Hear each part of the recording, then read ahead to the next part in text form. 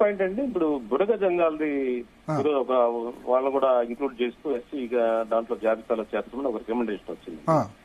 I don't think according to anthropological studies and all sociological studies ప్రకారం వాళ్ళకి untouchability tag ఉందా లేదా అనేది కూడా ఒకసారి స్టడీ చేయాలండి. వాళ్ళు బ్యాక్వర్డ్నెస్ ఉంది అంటే బీసీస్ లో సంచార జాతులు ఉంటాయి. పేడ జంగం ఎస్సీ అండి. పేడ జంగం ఎస్సీస్ కానీ బుడగ జంగాలు ఎస్సీస్ వాళ్ళకి అన్టచబిలిటీ లేదు కదా, బ్యాక్వర్డ్నెస్ ఉంది.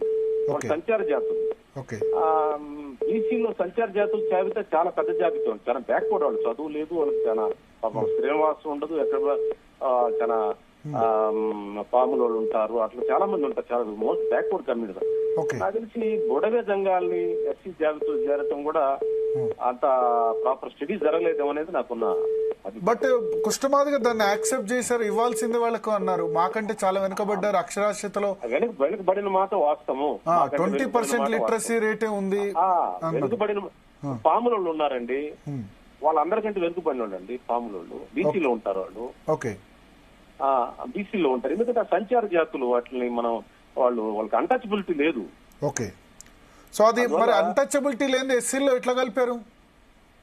అదే అంటే బ్యాక్వర్డ్నెస్ చూస్తున్నారు, బ్యాక్వర్డ్ అంటున్నారు. దాంట్లో బేడజంగం ఉంది. బేడజంగం అన్టచబిలిటీ చేస్తారు. బేడజంగం నిజాం స్టేట్ లో ఉంటుంది. నిజాం స్టేట్ నుంచి కొంత మైగ్రేట్ ఆంధ్ర వచ్చారు. వాళ్ళ ఎస్సీకి ఒక్కొక్కరు అది వాళ్ళ ఎస్సీ జాబితాలు ఉంచొచ్చు.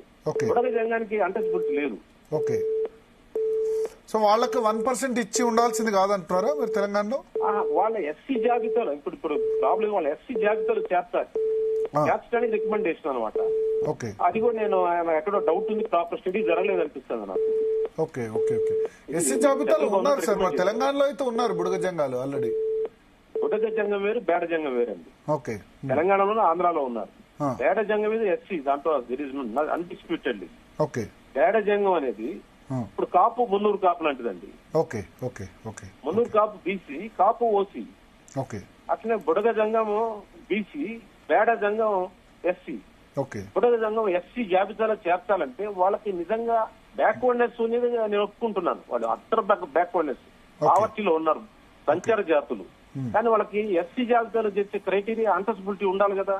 ఓకే ఓకే, అది ప్రాపర్ స్టడీ జరగలేదేమో అనేది నాకున్న రిజర్వేషన్. నాకు వాళ్ళతో కూడా మంచి సంబంధాలు ఉన్నాయి. వాళ్ళు ఇన్పుట్ వస్తే నాకేం అభ్యంతరం లేదు. కానీ బట్ ఎస్సీస్ అనేది ఇప్పుడు ట్రైబల్స్ ఉన్నారండి. ట్రైబల్స్ అంటే క్రైటీరియా ఏంటి?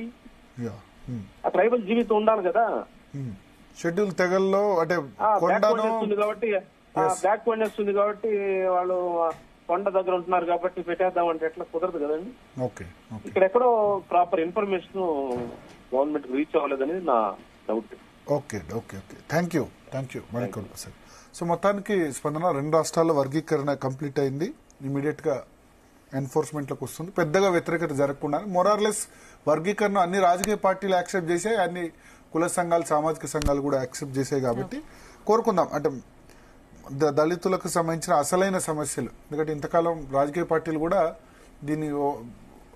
దీన్ని బేస్ చేసుకుని రాజకీయ పార్టీలో కూడా ఎంపవర్మెంట్ ఇష్టం ఉండదు కదా, వర్గీకరణ విషయంలో చేశాయి. బట్ ఫైనల్ గా సుప్రీంకోర్టు జడ్జిమెంట్, కేంద్ర ప్రభుత్వం చొరవ, ఇక్కడ 2 రాష్ట్ర ప్రభుత్వాల చొరవతో వర్గీకరణ కంప్లీట్ అయింది. ఇక మిగతా ఇష్యూస్, దళితుల్లో ఫేస్ చేసుకుంటున్న మిగతా ఇష్యూస్ గురించి అటు మాల సామాజిక వర్గం అయినా మాదిగ సామాజిక వర్గం అయినా ఫైట్ చేస్తుందని మనం ఆశిద్దాం.